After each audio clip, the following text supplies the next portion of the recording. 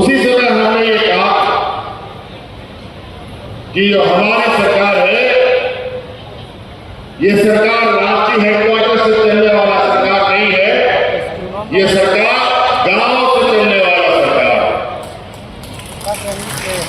और इसके लिए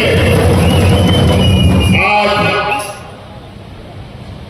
जगह जगह पूरे राज्य में घूम घूम कर हम यही देखना चाह रहे हैं कि हमारे गांव में सरकार की आवाज, सरकार की योजना, सरकार की लोग आपके यहां पहुंचते हैं कि नहीं पहुंचते। सरकार आपके द्वार के लिए चौथा चरण का कार्यक्रम है और इस दौरान अनेकों बार मुझे जो बताया गया, खतरा जिला पहला या दूसरा स्थान है जो सबसे अधिक शिविर यहां पर लगा। 200 से भी अधिक शिविर पंचायत गांव खुले में लगे और लाखों आप लोग के आवेदन आए, उनका समाधान आज फिर से आपके इस सरकार आपके द्वार के कार्यक्रम में विभिन्न जिलों से होते हुए यहां पर हम लोग आए हैं। आज इसी बीच हमारे साथ हमारे माननीय मंत्रिमंडल सहयोगी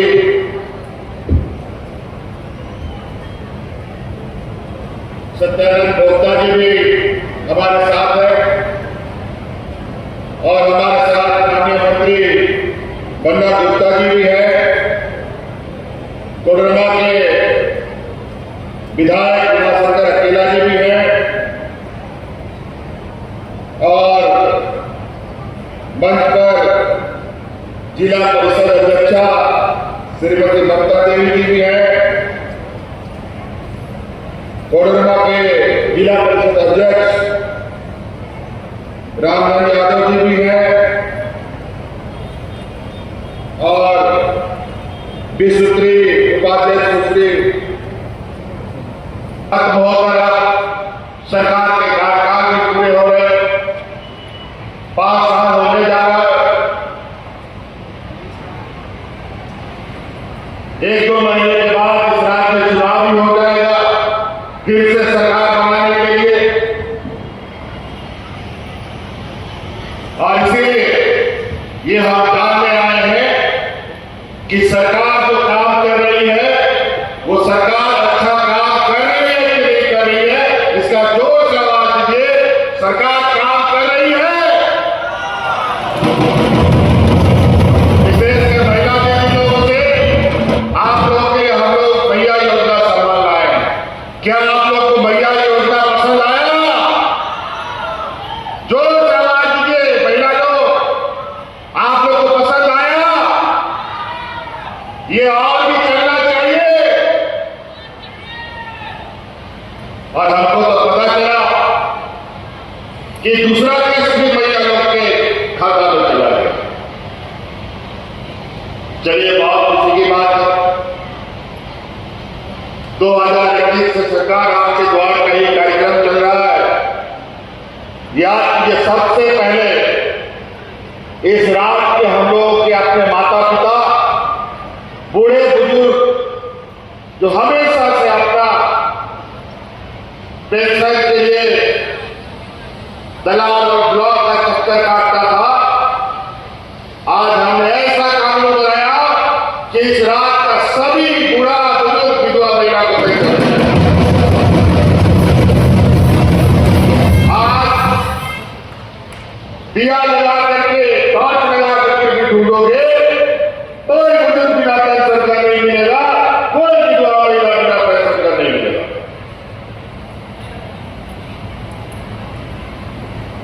ये देश का पहला सरकार है जो इस राज्य के अपने सभी बुजुर्गों को पेंशन देने का काम करता है। हमको पता है कि इस राज्य में कितनी गरीबी है, बूढ़ा माँ बाप, घर में बड़ा परिवार, बेटा मजदूर, हालात ऐसे भी है कि कई जगह बूढ़े माँ बाप को घर से ही बाहर निकाल देता है। लेकिन अब बूढ़े माँ बाप को कोई घर से बाहर नहीं निकालेगा, क्योंकि हर महीना माँ बाप को 1000 रुपया का पेंशन सरकार दे रही है। और उसके बाद बढ़िया समाज योजना है। हमारे विभाग के लोग अभी तो हम सरकारी योजनाओं को देखने के लिए आपके पास धरातल पर ये योजना उतरती है कि नहीं उतरती है, लोगों को इसका लाभ मिलता है कि नहीं मिलता है, इसके लिए हम जिला जिला घूम रहे हैं और वास्तविकता की जानकारी ले रहे हैं। और आज हमारे विपक्ष के लोग बोलते हैं कि ये दीदी मैया योजना सरकार बनने समय क्यों नहीं लागू किया, क्यों नहीं लागू किया, अभी चुनाव आया तो क्यों लागू किया। अरे नारायण जवानों, याद करो, सरकार 2019 में बना, उसके बाद कोरोना को लेकर आया विदेश से जरा बताओ।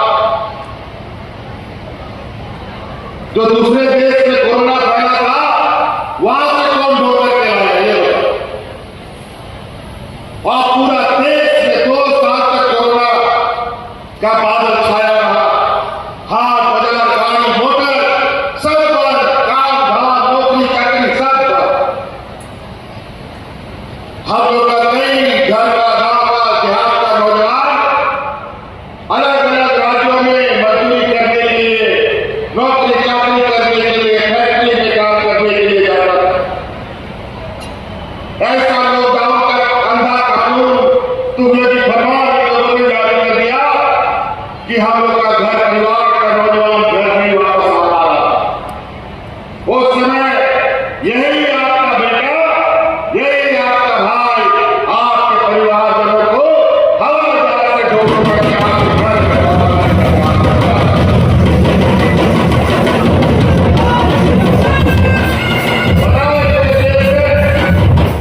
झारखंड से पहले कोई अपने मजदूरों को लाने का काम किया हो?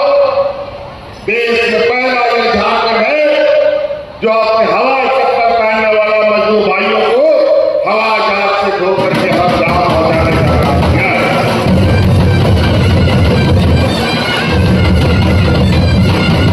2 साल तक जहां डॉक्टरों की कमी, अस्पतालों की कमी, दवाओं की कमी, ऐसे हालात में ऐसी महामारी, ऐसे गरीब पिछड़े राज्य को एक अभिशाप होता है। और उस समय अपने फंसे हुए अलग अलग राज्यों में 7 समंदर पार लोगों को हवाई जहाज से, ट्रेन से, बस से ढो करके हम ला रहे हैं। और ये लोग ऐसा हालात पैदा कर दिया कि ये मजदूर अलग अलग राज्यों में फंसे, जो ट्रेन में कट के मर गया, महिलाएं चलते चलते सड़क में बच्चों को जन्म दे रही थी। ये ऐसा बुरा हाल कर दिया था इन लोगों। लेकिन उन लोगों के लिए गाड़ी नहीं चला, कई लोग आधे रास्ते में लोगों ने दम तोड़ दिया, लाखों किलोमीटर पैदल चलने के लिए मजबूर हो गए। लेकिन इनके हाथ में एक ऑक्सीमीटर था और उस समय हम लोगों ने यह संकल्प लिया, हम लोग हर हाल में मजदूरों को लाएंगे। उसके बाद पीछे पीछे आप भी आए, हिम्मत किया, मजदूरों को लाने का काम किया। और कोरोना में तो स्थिति बनी, आप भी जब दवा लेने की सरकार थी, एक भारतीय जनता पार्टी की सरकार 2019 से पहले कोई कोरोना नहीं था, कोई महामारी नहीं था, कोई लॉकडाउन नहीं था। लेकिन उस समय दर्जनों लोग हाथ में राशन कार्ड लेने करके भाग भाग करके मरा था। लेकिन हम लोगों ने 2 साल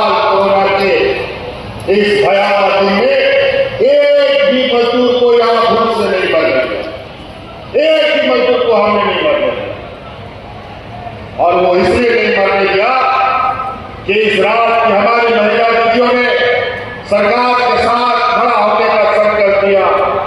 याद कीजिए 2019 का वो दिन जब गांव-गांव, पंचायत में महिलाएं फ्री में खाना बना करके मजदूरों को खिलाने का काम करती थी। कि हम इस रात की अपनी आधी आबादी को मजबूत करेंगे, उनके पैरों में, उनको अपने पैरों में खड़ा करेंगे। और आज हमें पता रात की हालात, गांव की हालात, यहाँ के समाज के लोगों की क्या स्थिति है। आज गांव देहात में इतने इतने गरीब लोग हैं कि छोटा छोटा काम के लिए कभी किसी को बीमार हो जाए, कोई स्कूल में बच्चा का फीस भरना पड़े तो अगल बगल के लोगों से या महाजनों से उधार लेना पड़ता है। लेकिन हमने संकल्प लिया है, आने वाला 5 साल के अंदर हर एक घर में 1-1 लाख रुपया पहुंचाएंगे, किसी से भीख मांगने की जरूरत नहीं पड़ेगी। क्या आपको महाजन से उधारी बना। और अभी हमको पता चला हमारे विपक्ष के लोग कि आज दीदी मैया की योजना के काम में कोई नया योजना लेके आने वाले। ये बस चुनावी जुमला है इनका। 20 सालों तक इन लोगों ने राज किया, क्यों दीदी मैया योजना नहीं चालू किया, क्यों बुढ़ा बुजुर्ग को पेंशन नहीं दिया, क्यों हमारी आने वाली पीढ़ी को संभालने वाले बेटियों के लिए सावित्रीबाई फुले योजना लाया। आज इस राज्य में कोई ऐसा बच्ची नहीं है जिसको सावित्रीबाई फुले से हम लोगों ने नहीं जोड़ा। आज सभी बेटियां हमारे गरीब घर की हालात इतने खराब रहते हैं कि बेटियों को लोग बोझा मानते हैं। 10वीं 11वीं पढ़ाई नहीं कर पाती है, उसके लिए दूल्हा ढूंढने लगता है। अब ये काम बंद कीजिए। अब हमने आपके लिए बेटियों को पढ़ाने के लिए अब सरकार पूरी जिम्मेवारी उठाएगी। अब सरकार हमारी बेटी बोझा नहीं बल्कि संपत्ति बनकर के घर करेगी।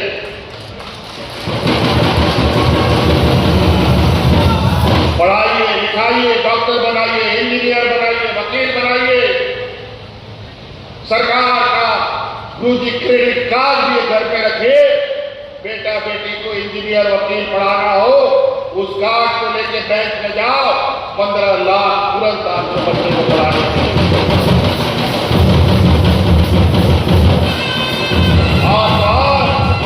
कोई बंधक नहीं रखेगा जमीन, गाय गोरू बंधक रखने का जरूरत नहीं। सिर्फ आपको वो कार्ड दिखाना है। कार्ड दिखाते ही तुरंत आपको 15 लाख रुपया का बच्चों को पढ़ाने का पैसा मिलेगा। तो कई ऐसी चीजें आज हमारे विपक्षियों को खलबली बचा हुआ। हम सरकार की कार्य योजना को लेकर के भटक रहे हैं और ये लोग आज कैसे चुनाव में वोट खरीदेंगे, इसके लिए गीत की तरह पूरे राज्य में मंडरा रहे हैं। पूरा देश का बड़ा बड़ा मंत्री, प्रधानमंत्री, गृह मंत्री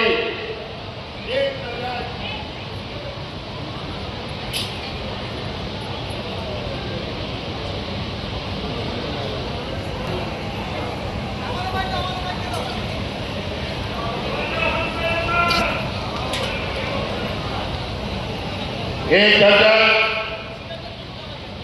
मुख्यमंत्री पूरे राज्य में मंडरा रहे हैं और इनका बड़ा दिलचस्प नहीं है झारखंड में, क्योंकि ये पूरा देश दुनिया में सोने की चिड़िया से इस राज्य को लोग जानते हैं।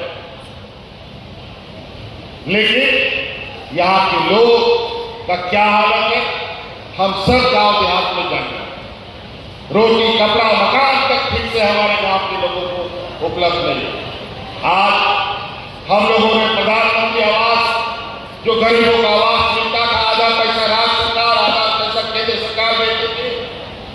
ये केंद्र सरकार 3-4 साल तक पैसा नहीं दिया। हम लोग नाक रगड़ते रह गए। बगल के राज्य में चुनाव था, हम लोगों का कोटा उसके भारतीय जनता पार्टी के राज्य में भेज दिया।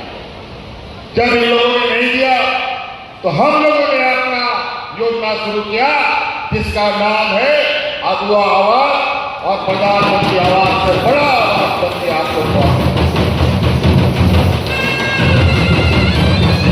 आपने क्या और आप इस सोने की चिड़िया रूपी इस राज पर कब्जा करने का इन व्यापारियों का पूरा ताकत लगा हुआ है, क्योंकि आज खनिज संपदाओं को लूटना है। अभी कल ही हमने भारत सरकार प्रधानमंत्री को चिट्ठी लिखा है, 1,36,000 करोड़ रुपया का बकाया केंद्र सरकार ने हवा रखा है।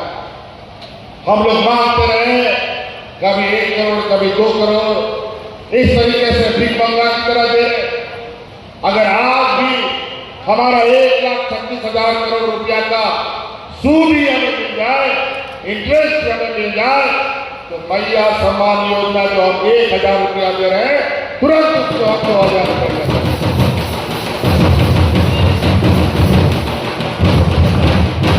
मूलधन तो छोड़ो, सूद ही हमको दे दो उसका, उतना में मेरा काम कर जाए।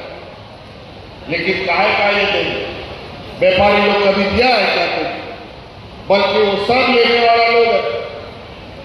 ये लोग ऐसा है कि आपका देश से कैसे पैसा निकल जाएगा पता भी नहीं चलेगा। अभी तो मंत्री जी बता रहे थे, जब यूपीए की सरकार थी, जब हम लोगों की सरकार केंद्र में थे, तो उसमें सिलेंडर 400 टका मिलता था। आज जाके ढूंढ के ला के दिखा दो, 400 टका में कौन राज्य मिलता है? पेट्रोल डीजल 60 रुपए में मिलता है, आज 100 के पार। जबकि विदेश से जो कच्चा तेल आता है और सबसे कम दाम में अभी विदेशों से कच्चा तेल आ रहा है, लेकिन पेट्रोल डीजल का दाम घटने को तैयार नहीं।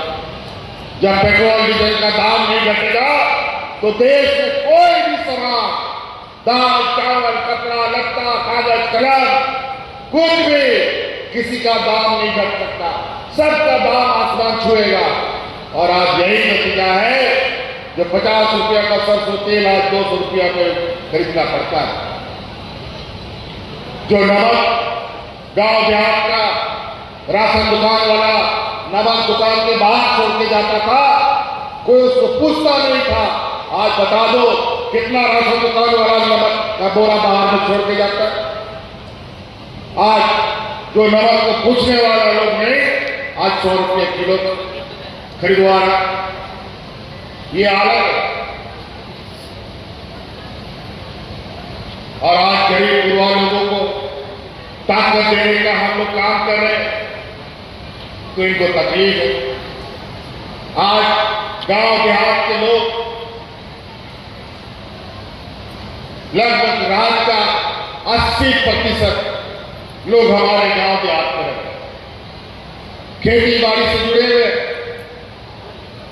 अनेक प्रकार की समस्या इनके सामने आती है और छोटा छोटा समस्या धीरे धीरे इतना बड़ा हो जाता है कि बेचारा उसका बोझ नहीं उठा पाता। आज बुढ़ा बुजुर्गों को बुढ़ापे का लाठी देने का काम हम लोगों ने किया। आज भैया को सामान देने का काम किया। आज अगर बताइए किसी घर में 3 महिलाएं हैं तो महीना का 3,000 और साथ में माँ बाप है तो 5,000 रुपया महीना। साल का जोड़ो तो 60,000 रुपया।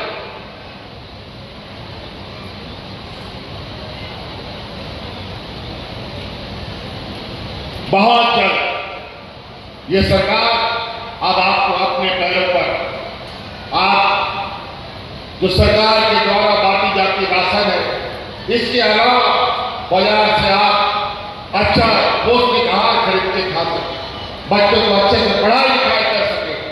आज इसीलिए तो आप लोगों का हम लोगों ने 200 यूनिट बिजली भी फ्री किया और आपका बकाया को भी हमने फ्री कर दिया है और आपको बिजली का कोई बकाया देने का जरूरत नहीं।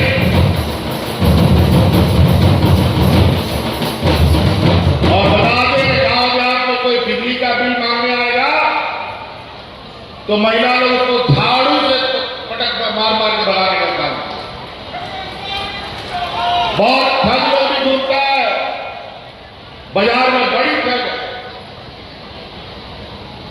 आज के दिन में भी कोई न कोई रास्ता ये लोग निकालता है। इसीलिए आप लोग का बिचौलियों से हम लोगों ने हर समस्याओं से दूर करने का प्रयास किया है। घर चला लिया बिचौलियों, बूढ़ा लोगों से कभी 200, कभी 500, कभी 100 रुपया भी वसूली करता था। अभी महिला योजना के लिए भी फॉर्म के लिए 10 रुपया 50 रुपया ले लेकर के लोग अपना जेब भरता था। आज वो सारा चीज खत्म। जो 50 साल का बुजुर्ग हो गया उसका ऑटोमेटिक पेंशन बनेगा। तो इसलिए कई चीजें अगर हम योजना गिनाना शुरू करें तो सुबह से शाम हो जाए। 20 सालों में और इन 4 साल जिसमें 2 साल कोरोना और 2 साल दुश्मनों का हमारे पीछे चोर पुलिस का कहानी करना, झूठा आरोप, आए दिन अब जेल जाएगा, अब ये मुख्यमंत्री जेल जाएगा, रोज कुछ न कुछ अड़ंगा आपके काम में। और आखिरकार एक प्रकार लोकसभा के चुनाव में हम चुनाव में ना शरीक हो पाए, इसलिए हमको जेल में डाल दिया।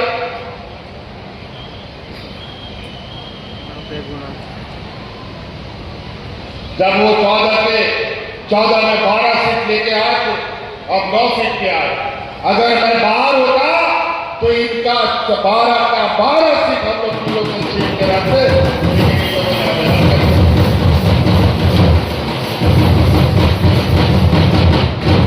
फिर भी हमारी राज्य की जनता ने इसका करारा जवाब दिया और आज मैया योजना हम चालू किया है। इसके लिए कोर्ट चला गया है। ये लोग आज यहां नौजवानों को नौकरी देते हैं, उसके लिए भी कोर्ट चला जाता है। ये लोग आप लोग के लिए योजना का बनाते हैं, हर योजना के लिए कोर्ट चले जाते हैं। नियोजन नीति बनाते हैं, उसके लिए भी ये लोग कोर्ट चले जाते हैं। पढ़ा लिखा लोग का जमात है, बुद्धिमान लोग, वकील भी इनका बड़े लिखे लोग हैं, बड़े बड़े कई जगह जज सभी इन लोग का पॉकेट का लोग है। जज लोग भी आरिश लेकर के भारतीय जनता पार्टी ज्वाइन करके चुनाव लड़ने का काम कर रहा है। न्याय कहां मिलेगा गरीब? न्याय संघर्ष और लड़ के मिलेगा। हम तो बोलते हैं 1,36,000 करोड़ रुपया का बकाया है हमारा केंद्र में। इस चुनाव के बाद तैयारी कर लो, हम लोग सब मिलकर के अपना 1,36,000 करोड़ रुपया लेने के लिए दिल्ली जाएगा।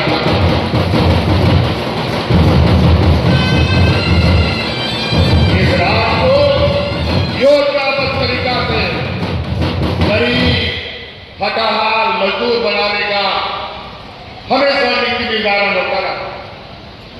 आज रोटी कपड़ा मकान कौन सा चीज हम नहीं दे रहे। आज गरीबों को साल में दो बार तन ढकने के लिए कपड़ा नहीं मिल रहा है। इन लोगों ने तो अपने डबल इंजन के कार्यकाल में 10-11 लाख राशन कार्ड वितरित कर दिया, लेकिन हम लोगों की सरकार बनी 20 लाख हरा राशन कार्ड बना करके गरीबों के बात। लेकिन उसमें भी पक्षपात का काम।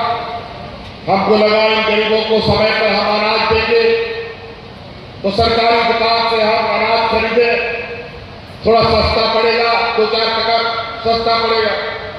लेकिन जो भारत सरकार का सरकारी दुकान है जिसको FCI कहते हैं, वहां से हम लोग को अनाज नहीं देने लेने दिया। कभी 2 महीना विलंब, कभी 3 महीना विलंब से हमें अनाज मिलता रहा।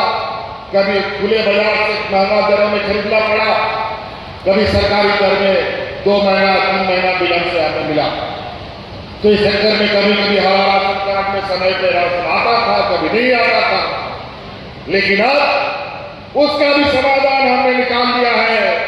इस राज्य में बड़े पैमाने में चावल बनाने का फैक्ट्री को हम लोगों ने स्वीकृत किया है और इस राज्य में जो धान का सरकार करेगी और निजी कंपनियों से उसमें चावल बना करके गरीबों में बांटने का हम लोग काम करेंगे। फिर आप लोगों को केंद्र सरकार पर कोई उनके दुकान से खरीदने का जरूरत नहीं पड़ेगी।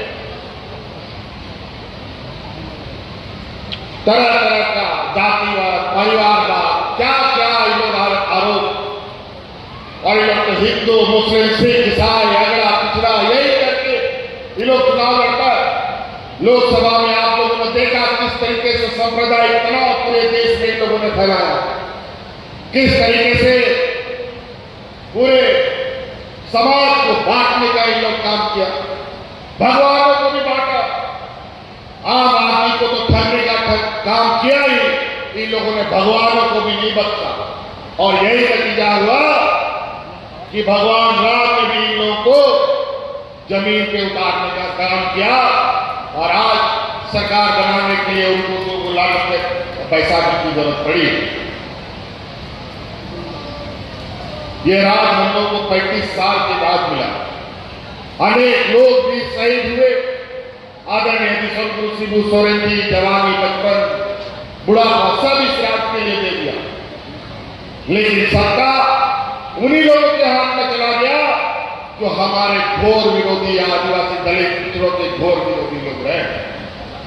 इन्हीं व्यापारियों के जमात सरकार बनी और इन लोगों ने 20 साल तक इस राज को सिरिंज लगा करके इसका खून पूछने का काम किया। अंतोगतवा 2019 में हम लोगों ने कमर रखा और इसकी डबल इंजन की सरकार को एक इंजन उठा करके हम लोगों ने गुजरात में फेंक दिया। और आज देखिए इस राज्य में हर एक, आप क्या ये बताइए, ये मैया योजना क्या आदिवासी, दलित, पिछड़ों को मिलता? क्या हिंदू, मुस्लिम, सिख, ईसाई सबको नहीं मिले? क्या ये वृद्धा पेंशन सिर्फ हिंदू को मिलेगा, सिर्फ आदिवासी को? ऐसा है क्या? सभी वर्गों के लिए हम योजना बनाते हैं। हम लोग धर्म और जाति विशेष को ध्यान नहीं देते, बल्कि सब समाज को ध्यान में रख सकती योजना बनाता है। आज हमारा इस राज्य का नौजवान होनार ये देश का पहला राज्य है जहां हमारा पढ़ने लिखने वाला बच्चा विदेशों में भी जाकर के पढ़ाई कर रहा है, उसका पूरा खर्चा राज्य सरकार कर रहा है। इस वजह से योजनाएं बहुत है। आप बताइए, सरकार, कभी आप लोगों ने सुना ट्रैक्टर के अलावा और दूसरा कुछ सरकार बढ़ता किसानों के लिए? और आज सरकार के माध्यम से ट्रैक्टर तो मिलता ही है, आज सरकार बस भी बांट रहा है, बोलेरो भी बांट रहा है, स्कॉर्पियो भी बांट रहा है, इनोवा भी बांट रहा है और नौजवान स्वरोजगार के काम में लगा हुआ है। हर कोने आज इतने आवेदन, इतने लोगों का उत्साह, यही हमारी ताकत है। लेकिन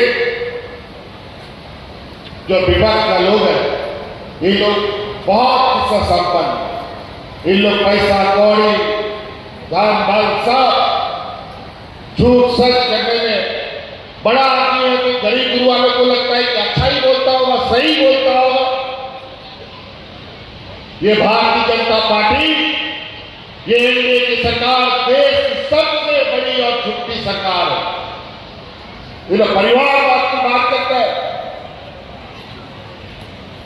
इन लोग का परिवारवाद ठीक है, मेरा बाप बेटा लोग राजनीति में नहीं है। अगर मेरा बाबूजी राजनीति कर रहा है, मैं राजनीति में हूं, तो क्या कराऊंगा? बताओ, शेर का बच्चा शेर पैदा होता है कि कुत्ता पैदा होता है? आप उन लोगों का बाल बच्चा जिसका जिसका नहीं है तो उसका हमारा क्या है बताओ?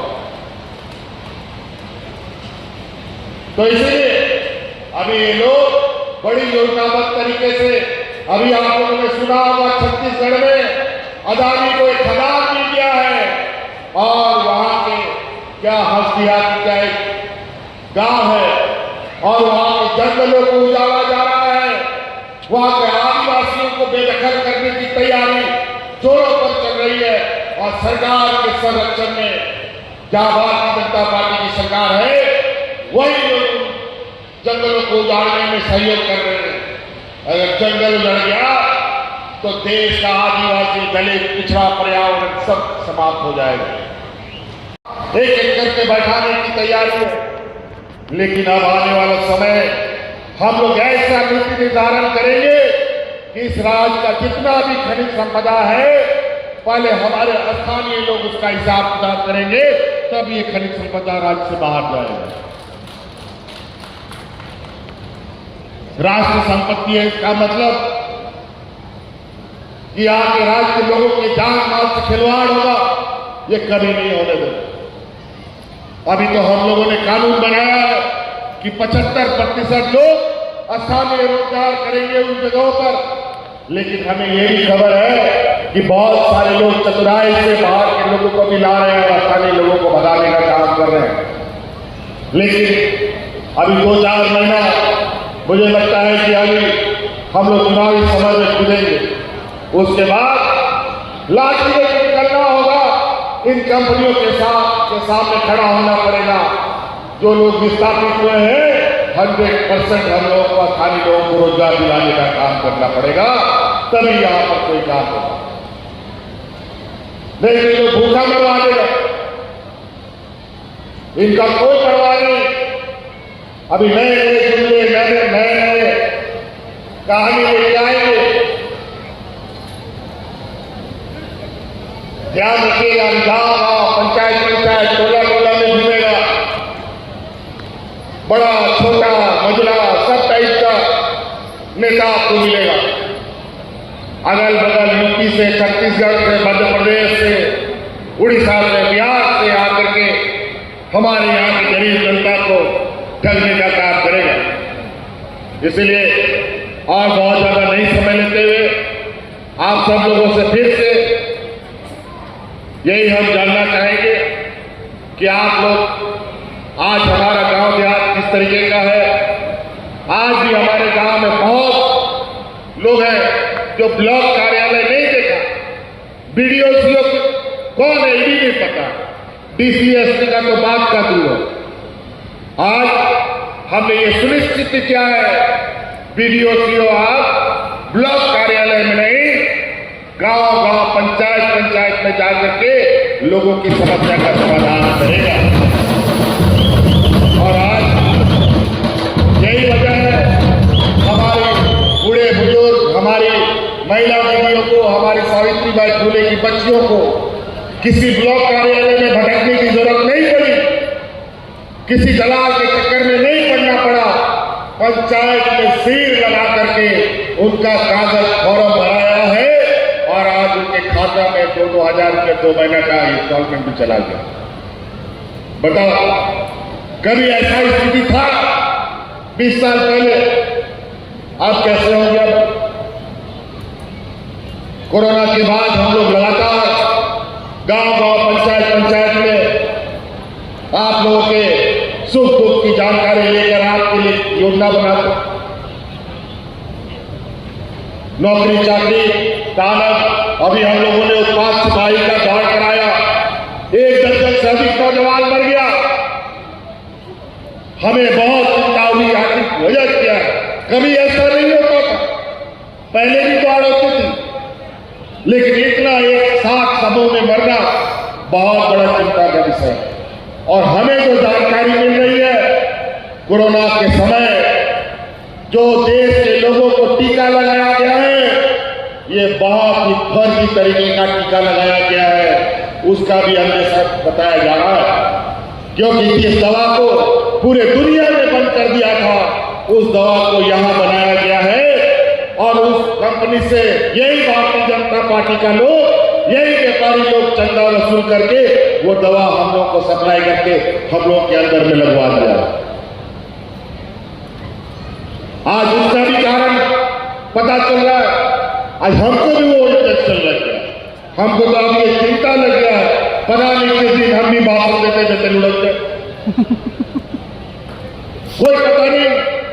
आज चलते फिरते लोग मर जा रहे हैं, सर्दी खांसी होता नहीं है, उसमें लोग की जान जा रही है। आज ये स्थिति हो गया। इतना कमजोर कभी झारखंड का लोग नहीं था,